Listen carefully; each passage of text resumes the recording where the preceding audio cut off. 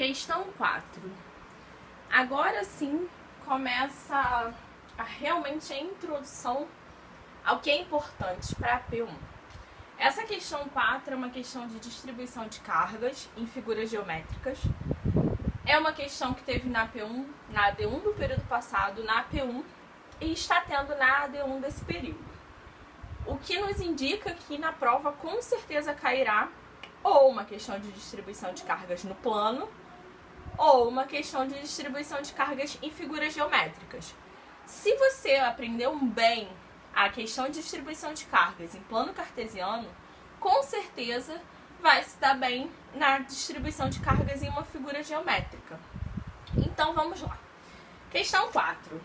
Considere a distribuição de cargas Q1 igual a menos Q2 igual a Q3 e todo mundo é igual a Q, onde Q é menor que zero.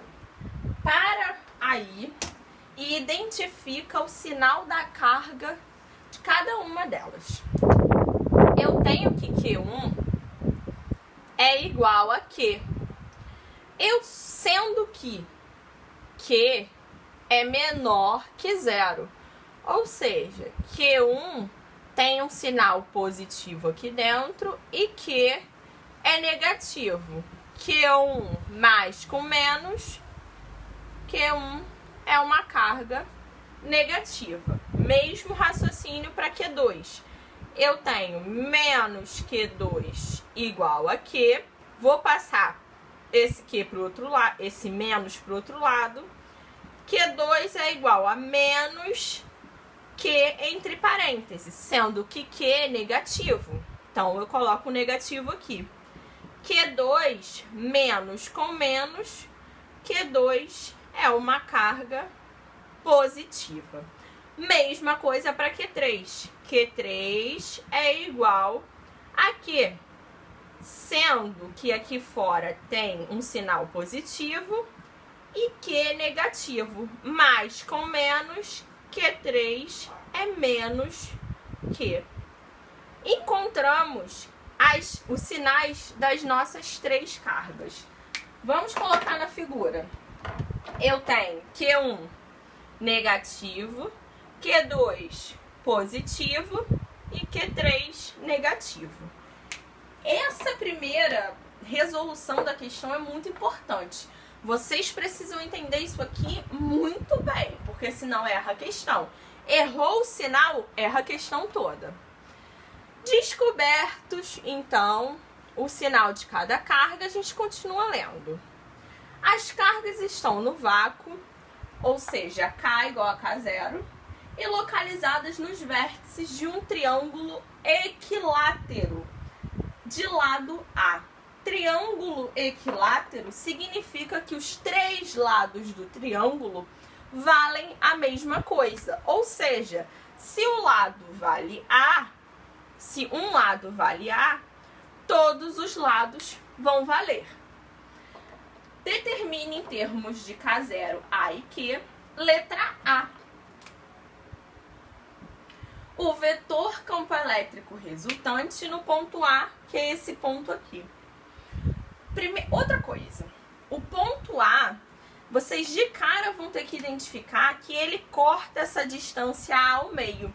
Ou seja, entre Q2 e esse ponto A, vai ser A sobre 2. Entre Q1 e o ponto A, a distância vai ser A sobre 2. E aí eu pergunto, entre Q3 e o ponto A, que distância vale? Não sei. Mas olha o interessante, aqui eu formo um triângulo retângulo. Se eu formo um triângulo retângulo, eu posso encontrar qualquer um desses lados por Pitágoras.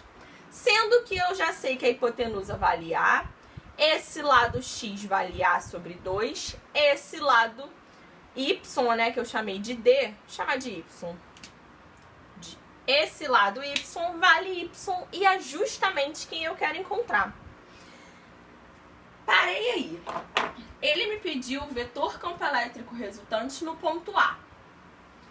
Então, eu quero o vetor campo elétrico nesse ponto aqui. Vou apagar esse A. Se eu quero o vetor resultante nesse ponto, eu tenho que fazer o desenho dos meus vetores campo elétricos. A minha carga Q1 é uma carga negativa. Então, o meu vetor campo elétrico nesse ponto é um vetor que vai entrar para a carga. A minha carga Q2 é uma carga positiva. Então, o vetor campo elétrico nesse ponto é um vetor que vai sair desse ponto aqui. A minha carga Q3 é uma carga negativa. Então, o meu vetor campo elétrico, ele entra nesse ponto aqui.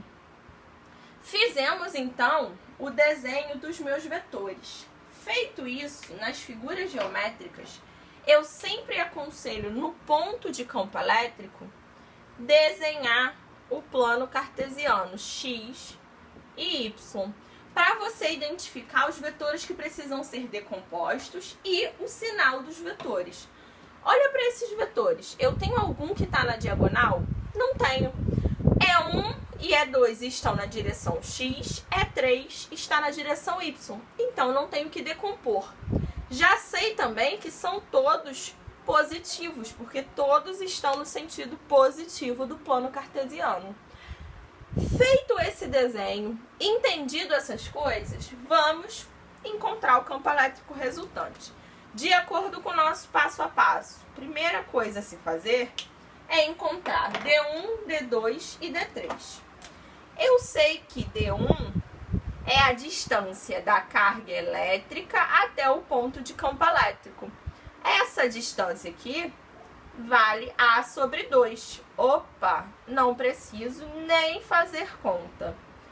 Olha para a carga D2. A distância da carga 2 ao ponto de campo elétrico também vale A sobre 2. Não preciso fazer conta. Agora, olha para a distância D3, que é a distância da minha carga 3 ao ponto de campo elétrico. Eu não sei o valor dessa distância, mas como eu tinha dito no início a vocês, eu sei que aqui forma um triângulo retângulo. Então, eu posso encontrar por Pitágoras. D3 é essa distância aqui, que não é a hipotenusa nesse caso. A hipotenusa é o cateto oposto ao meu ângulo de 90 graus. Então, esquece isso aqui por enquanto. Usando Pitágoras, hipotenusa, A ao quadrado, x, A sobre 2, todo mundo ao quadrado, mais y ao quadrado.